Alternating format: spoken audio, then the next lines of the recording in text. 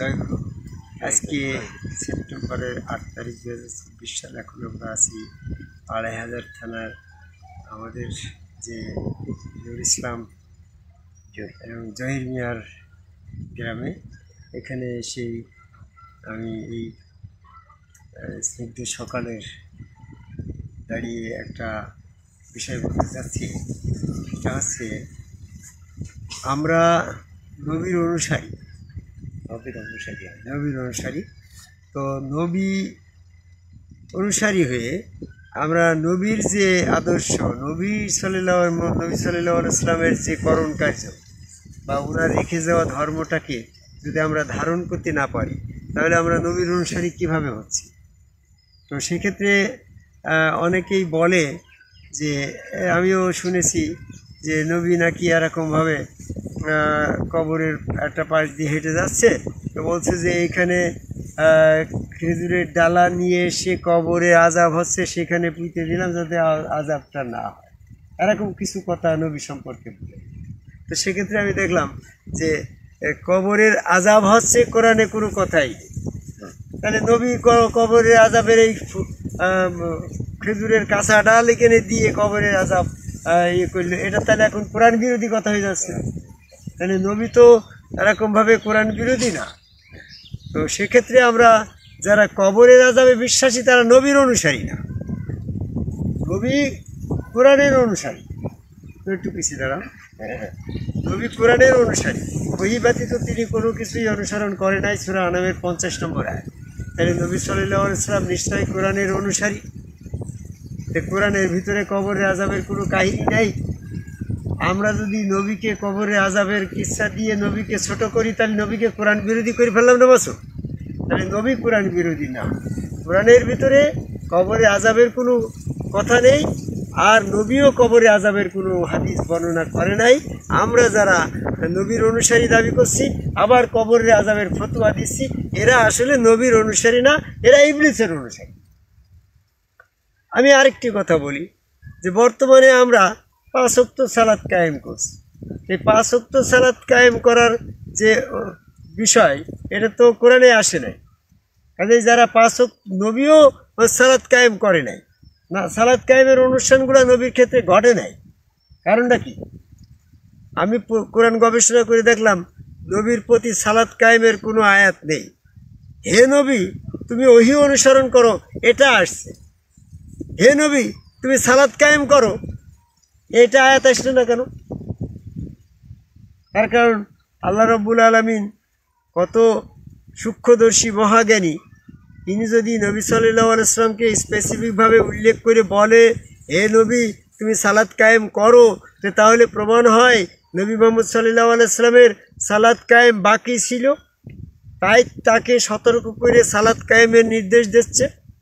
তো নবীর জন্য সালাত কায়েমের নির্দেশ না আসায় এটা প্রমাণ করে যে তিনি সালাত কায়েমের পূর্ণ যোগ্যতা নিয়েই নবী হয়েছে।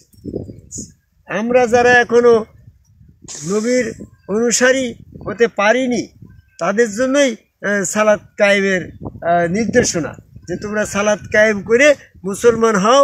হে মুমিন, তোমরা যারা বিশ্বাস করেছো আল্লাহ রসুল, তারা সালাত কায়েম করে এরকমভাবে মুসলমান হও, নবীর অনুসারী হও। আমরা টুপি পাগড়ি জুব্বা এই সমস্ত নিয়ে নবীর অনুসারী হচ্ছি। আসলে নবীর অনুসারী হতে হলে নবী যেমন সালাত কায়েম করেই নবী হয়েছে, তো আমাকে নবীর অনুসারী হতে হলে সালাত কায়েমের যে যোগ্যতা, এটা অর্জন করেই আমার নবীর অনুসারী হতে হবে। বোঝেন এই কথাটা? সালাত কায়েমের যোগ্যতা কি? যেমন নবীর কাছে যারা প্রথমে বায়াত হইল, আদম কবে আল্লাহকে সেজদা করে মুসলমান হইল, তাদের জীবনের আবু জেহেল তাকে গলা কাটি দিল, তবু ওই আদম সেজদা, ওই নবীর সুরত, ওই পথ তারা ত্যাগ করে নেই। তাহলে নিশ্চয়ই তার দিন কায়েম হয়েছে, তার সালাত কায়েম হয়েছে। এইভাবে আমি আদম কাবাই সেজদাটাকে এটা নবীর অনুসরণের পথ নিয়েছি।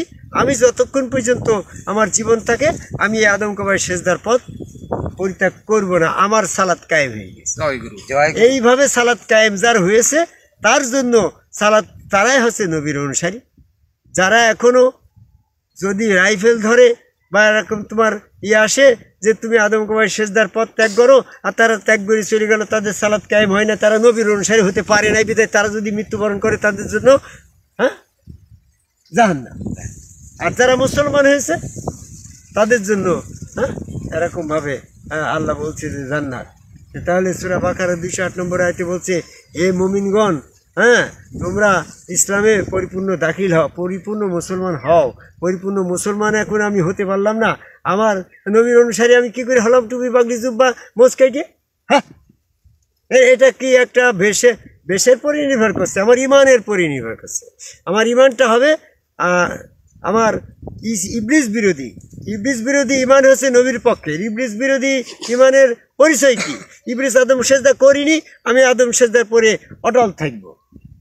আমি ইবলিস এরকমভাবে আদমকে আল্লাহর প্রতিনিধি বিশ্বাস করিনি, আমি আমার গুরুকে আল্লাহর প্রতিনিধি, আল্লাহ সাল্লাত আল্লাহ রসুল হিসেবে বিশ্বাস করব।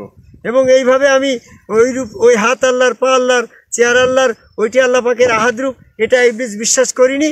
আমি আল্লাহ পাকে, আমার গুরু, আমার রসুল স্রোত, আমার আল্লাহ পাকের একক, আল্লাহ পাকের আহাদরূপ, এটাই আমি অবিচল বিশ্বাস করি, সেখানে সেজদা করবো। আমি ইবলিসের অনুসারী।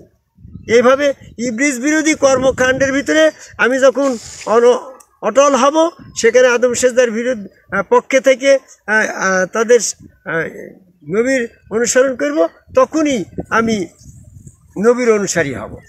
আর আল্লাহ পাক প্রদত্ত সুন্নত টুপি পাগড়ি জুব্বা আল্লাহ প্রদত্ত না, বরং চুল দাড়ি মোছ আল্লাহ প্রদত্ত। আমি যখন চুল দাড়ি মোছ অবিকল রেখে দেব, এটা কর্তন করব না। আমার নবীরও ছিল, আদম আলাইহিস সালামের বেহেশতের ভিতরে চুল দাড়ি মোছ ছিল, আমার নবী মুহাম্মদ সাল্লাল্লাহু আলাইহি ওয়াসাল্লামের চুল দাড়ি মোছ ছিল। কোরআনে নিষেধ করছে, প্রাচীনকাল থেকে যে সুন্নত চলে আসছে এটা তোরা পরিবর্তন করো না। সূরা আল ফাতের 23 নম্বর আয়াত এবং সূরা বনী ইসরাঈলের 77 নম্বর আয়াত, এগুলা পূর্বের সুন্নত বহাল থাকতে হবে। আদম আলাইহিস সালাম ছিল আদম, সেখানে চুল দাড়ি মোছ ছিল বেহেশতের ভিতরে। এই সুন্নত চলে আসছে প্রাচীনকাল থেকে, এটা পরিবর্তন করা যাবে না। এটা আল্লাহ পাকের নির্দেশ।